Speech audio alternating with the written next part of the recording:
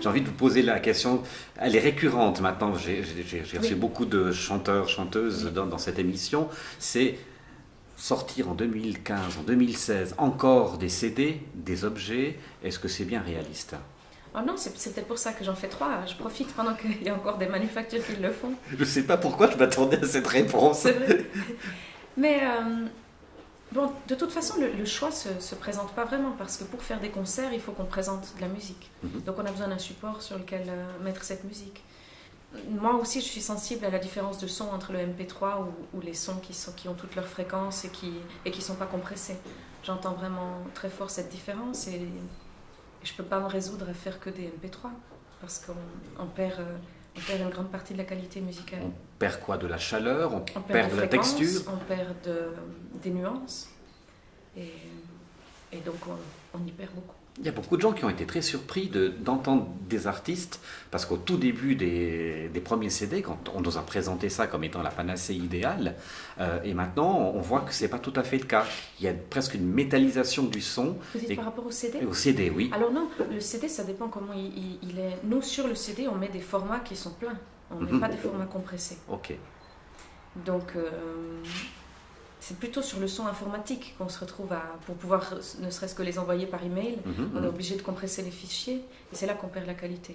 Mais sur les CD eux-mêmes, on met des fichiers plein format. Donc vous n'avez pas envisagé seulement une version vinyle de votre OVNI? Bon, le vinyle, la qualité est pleine aussi, j'ai l'impression, non? Oui. D'ailleurs, mes autres CD, en fait, on les avait passés sur bande avant de les graver sur CD, pour avoir ce son un peu vinyle. À part l'emballage graphique. Je crois que ça ne voulait pas dire grand-chose ce que je viens de dire là. Mais... C'est pas grave. C'est pas grave. On mettra un décodeur avec oui, j'ai tout à fait compris. Là, on a parlé du côté graphique, du côté d'enregistrement.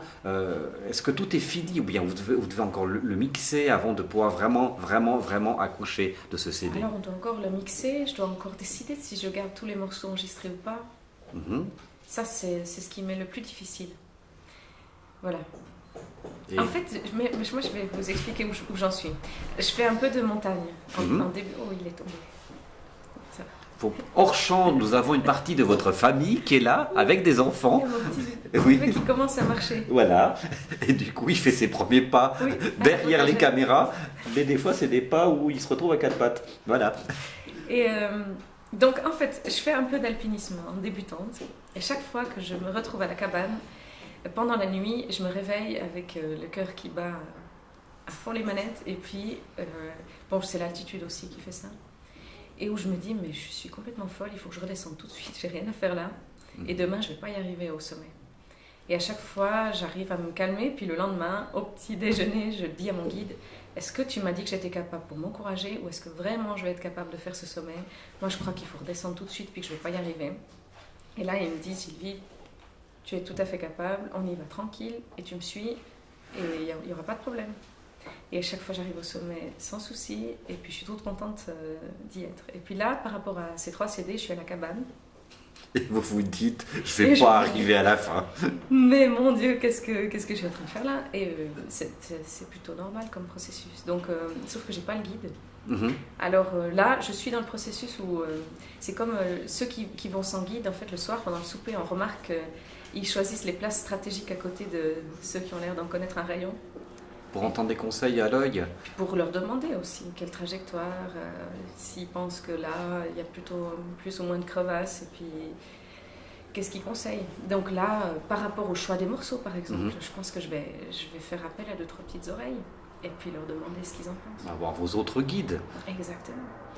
Vous avez toujours le même guide? Oui. Quand vous êtes en montagne? Oui. Donc il est habitué à vos angoisses, Il a été habitué dès le premier jour. À votre conditionnement de je vais pas pouvoir le finir, etc. Et puis en plus, c'est quelque chose que je partage avec beaucoup d'artistes. Lundi, je discutais avec un artiste qui lui est plus proche des 70 ans, qui me disait j'ai recomposé des chansons et c'est fou comme le cycle est toujours le même. D'abord c'est le doute, après c'est tout à coup l'excitation de trouver 2-3 phrases, 2-3 accords qui fonctionnent, après c'est l'extase totale d'avoir l'impression d'être en adéquation avec ce qu'il est et ce qu'il a composé. Puis ensuite, c'est je ne vais plus jamais réussir à faire ça. Et il a bientôt 70 ans.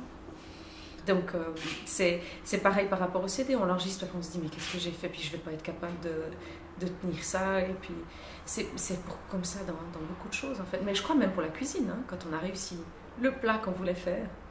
Ah, c'est jamais deux On fois se la dit, même mais moi, chose. je ne sais pas si je vais arriver à refaire.